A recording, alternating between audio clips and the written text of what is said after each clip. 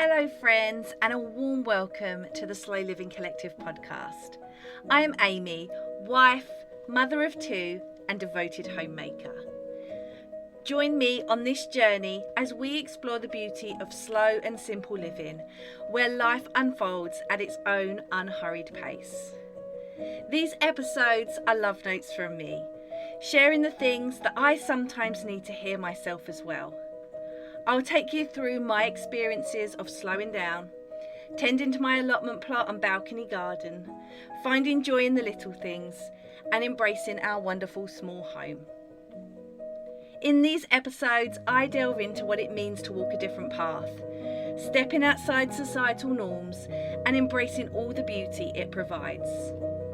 Together, we'll learn how to live in harmony with the ever-changing seasons, discovering the magic of living in the present moment. I welcome you to come on this journey with me and maybe open your mind to a different way of living. I hope you find what you're looking for in the words of these episodes, and I hope they speak to you in your own unique way. Hey everyone, and welcome back to another episode of the Slow Living Collective podcast. I'm Amy, and if you're new here, welcome. You're joining me at a time where I've just rolled onto an every other week schedule. And if you aren't new here, then you will know that this is the first episode of this new schedule that we're trialing through the summer. So if you haven't listened to the last episode, I basically explained that throughout the late spring and summer, and maybe even into early autumn, I haven't decided on a complete end date yet, but what I thought I would do is, instead of just always coming here telling you all the ways that you can slow down, live more intentionally, live more in alignment with the seasons, simplify your life, all of those things, instead of me just telling you, I wanted to make sure that I was walking the walk as well. And I had been feeling for many weeks this pull to slow down and to really use this summer to just take a break. And, there's multiple reasons behind it. I don't feel like I've been overworking or anything. I don't feel like I've fallen back into the trap. I don't feel like, I'm back in productivity mode. But it's been a period of time in my life for a while that has felt like a bit of a juggle. And there's multiple things that come with that. We have experienced several losses in our family, and also me and my husband experienced a miscarriage last June. And so there's just a lot been going on, and I really felt called to and pulled towards slowing down. And today I wanted to talk about the art of doing less, because I thought it was the perfect starter for this new season where I am going to move to an every other week schedule, just so I can really honour how I'm feeling. And I feel great. I don't want anybody to be worried or anything like that. My mental health feels really good, but I do want to honour that feeling that kept coming up, that maybe it's time for just a little bit of recalibration and a little more slowness, and the summer seems to be the perfect time for that. So let's dive into the art of doing less and reclaiming rest in a culture that just will not slow down. Now, I want to start with a confession, because I didn't always believe that rest was something you earned. I believed it was something you owed to yourself, to your body, to your mind, to your family. But I didn't live like I believed it. So for years and years, I bought into the same myth that so many of us are sold, that our productivity equals our worth, that our busyness is some sort of noble mission, and that our exhaustion is this badge of honor, and that slowing down is what you get to do later, down the line, when you've proven yourself. But the thing is, later never comes. There is always something else to do. There's always one more thing on the to-do list, one more tab open, one more plate to balance or ball to juggle. And then one day you stop and you realise that you've been building this life around burnout and calling it a success. Now, we live in a culture that's obsessed, absolutely obsessed with doing, with multitasking, with metrics. We see it everywhere. We celebrate people who never stop. We idolize the hustle. Even rest has been hijacked and turned into something that we can optimize. Self-care is now a product. Downtime is now recovery. Even our attempts to slow down get filtered through the lens of performance. But here is some truth for you. You cannot out-hustle burnout with more hustle. You cannot truly rest if you are still mentally scrolling a to-do list. And you can't live intentionally if you're always reacting to what the world demands of you. And doing less isn't about laziness. It's not a step backward. It's a radical act of rebellion in a world that doesn't want you to stop. And that's why I wanted to come here, hold my hands up in my last episode and say, enough is enough. I feel pulled to really scale things back. This is what I'm doing. I'd love you to come along with me. But what does doing less really mean? So let's be clear. Doing less doesn't mean doing nothing. It just means doing less of what doesn't matter, so you can focus on what actually does. And in terms of the podcast, I don't want you to think that I think that it doesn't matter. I want you to think of this as, I still want to be able to show up as the best version of myself, and I need to give myself space in order to do that. But in reality, doing less of what doesn't matter, so you can focus on what actually does matter, can look like creating space for that rest, for that joy, for thinking, or just for simply being. It means you can say no more often without apology as well. It means trusting that your worth is not tied to how much you produce. That is something that is so common in today's society. But it also means shifting your identity from I am what I achieve to I am who I am, even when I'm resting and even when I'm still. And this kind of slowing down isn't just aesthetic. It's really uncomfortable because once you stop moving, all the noise you've been running from catches up to you. And I think I'll probably find that myself. But when you stay with it, when you let that discomfort in, you will find something underneath. You will find more clarity. You will find your breath. You will find better peace. And you will also have this deep knowing that you were never meant to live at the speed of burnout.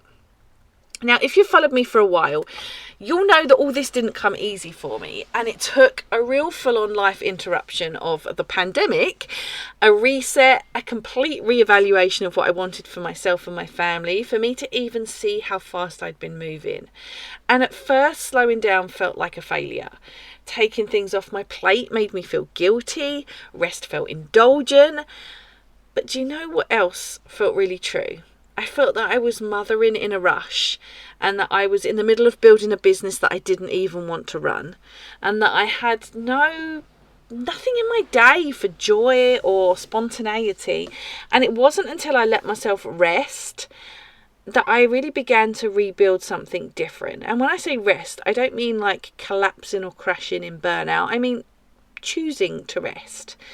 And now I don't just live slowly, but I really protect that slowness. And I think what I've learned is that rest is not this one single act. It's not this I'm going to rest now. It's a rhythm, and it has to be practiced like all rhythms do. Not just when things are calm, but in the chaos too, and in the ordinary, and in the middle of a really messy day. So I wanted to share with you some of the rhythms that I return to over and over. So one of the things is leaving space between tasks and not filling every single second of the day. Let there be a bit of breathing space between all of the doing. And there is doing. I say this often on this podcast, life still goes on.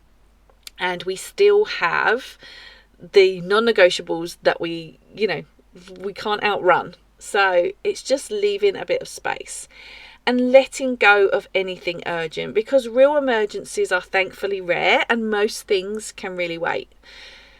Also, just doing one thing at a time. We've been taught to multitask and that, I'm multitasking. It's this massive flex. It's not the flex we've been told it is.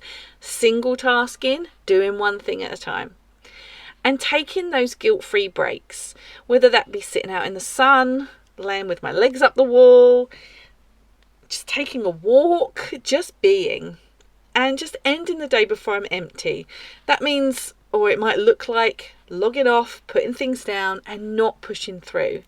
And these aren't massively huge life overhauls. They're actually really small decisions, but they are repeated, and they're repeated consistently. And that is how the slow life builds itself, in the gaps that we allow it to. And so, like I said, this summer the podcast is shifting to this every other week rhythm. And I explained this last week, but in case you haven't listened to that episode, I'll explain it again. So I'm doing this because I want to walk the walk. I want to model what it looks like to not keep producing just for the sake of being consistent. I want to enjoy my summer. I want to be with my family. I want to spend more time outside than inside. Let me tell you, my house gets so hot. We're talking 30 degrees here in my bedroom where I record my podcast episodes. I cannot sit in that and record. I am not sweating another summer in here. I am going to be outside, and I want you to be outside too. I don't want you to be listening to me. I want you to be outside and enjoy the sunshine. I want to give you permission to do the same. And it doesn't mean that there's any less value or connection in what I hope to produce this summer. It just means that there is more space. And that's space for all of us to breathe, to think, to rest, and to come back stronger when we're ready. And it's not about doing less just because. It's about doing less so we can feel more, live more, be more present, more creative, more human. And what I'm hoping, I guess, that you will take from this little change in schedule is that you don't need to earn your rest. You don't need to justify pausing. You're allowed to stop. You're allowed to say enough is enough for today. You're allowed to choose slowness even when the world, as it does, constantly shouts more at us. And reclaiming rest is such a radical thing to do in our culture because our culture doesn't want us to slow down. But it's also the most natural thing we can do because our body knows. It knows when we need to slow down. It knows when we need to rest. So I want this to be your permission to go ahead and do less. Do less with me this summer. Let's step out of the race. Let's create our own slow rhythms. Because you know what? The world is going to keep spinning. It will keep spinning whatever we do. And we get to live this summer. And, you know, that is the most important thing. That we just enjoy what's to come. So I hope you found that helpful. This is a really short episode. And I think I might stick with that this summer. Just some really short, snappy insights to keep you going through the summer. Let's just get out there and embrace slowness, embrace simplicity, embrace what summer has to offer, because you know before long it's gone in a flash and we are back into, you know, slowing down into winter, and I'm not ready for that yet. So let's enjoy summer while it's here. Give yourself permission to rest, and you know, I hope you join me on this journey of slowness through the summer. Come over and join me on Substack, where I'm going to be sharing not as much as usual, otherwise that would be so counterproductive, but come and find this podcast episode. You can find me on Substack, which is theslowlivingcollective.substack.com. All of the podcast episodes are listed there, along with loads of other stuff. I post almost everything that I create will be over on Substack, but the podcast episodes are there. You can leave a comment, we can discuss this. I would love to hear what you are getting up to this summer, how you plan to slow down, how you plan to invite slowness in and just ditch the hustle over the summer months. So come join me there. You can also find me over on Instagram at the Slow Living Collective and on TikTok at the Slow Living Collective as well. And I will see you in a couple of weeks. Until then, have a great late spring.